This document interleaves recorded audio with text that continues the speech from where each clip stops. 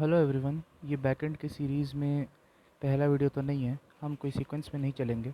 आपको जो भी वीडियो देखना है बस टॉपिक ऊपर लिखा होगा, आप देख लेना।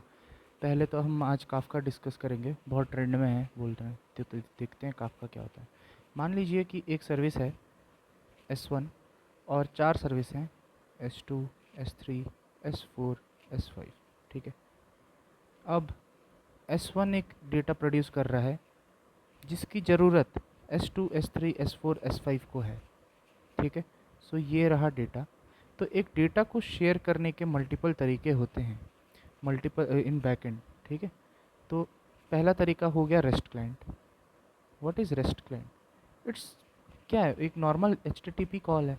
HTTP प्रोटोकॉल से आप जो कॉल कर रहे हैं, जैसे आपकी रिक्वेस्ट रेस्पॉन्स वाली कॉल हो जो होती है फ्रंट एंड से बैक एंड, एग्जैक्टली वही कॉल है। बस यहाँ पे क्लाइंट, जो हम फ्रंट एंड को क्लाइंट बोलते हैं, इस केस में जो रिक्वेस्टर मतलब जो डेटा भेज रहा है वो S1 है, और जो बाकी S2, S3, S4, S5 है। तो यहीं पे हम डेटा भेजेंगे रेस्ट कॉल के थ्रू। अब एक तो ये तरीका है। अब इसमें एक और तरीका ये है कि मैं काफ़का इवेंट्स प्रोड्यूस करता है।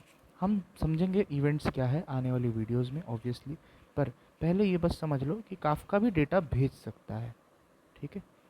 अब इन दोनों में फ़र्क क्या है वो हमें देखना है। तो रेस्ट कॉल में क्या है कि अगर ये रेस्ट कॉल मैंने किया और ये सर्विस अगर डाउन है तो ये रेस्ट कॉल फेल हो जाएगा।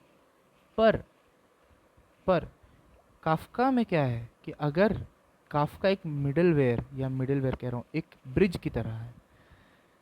यहाँ पे काफ़का में डेटा मैं डाल दूंगा, any moment this service is up, उसी मोमेंट में डेटा ये ले सकता है। ठीक है। तो ये एक एडवांटेज है। और क्या एडवांटेज है?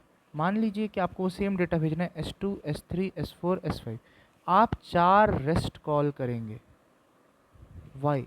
ये बहुत गंदी प्रैक्टिस हो गई, right? Until and small data then it's fine, but मान लीजिए कि आप एक GB का कुछ डेटा है, 1 GB मान लो 500 MB का, आप 500 MB के 4 कॉल कर रहे हैं।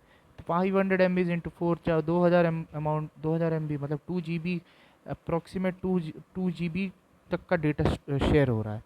तो ये सही नहीं है। This is not the right call for it, right? अब हम इसमें क्या कर सकते हैं? काफ़का जो है वो टॉपिक्स के साथ डील करता है। टॉपिक्स को एक अपार्टमेंट मान लीजिए। ठीक है। एक कॉमन अपार्टमेंट है।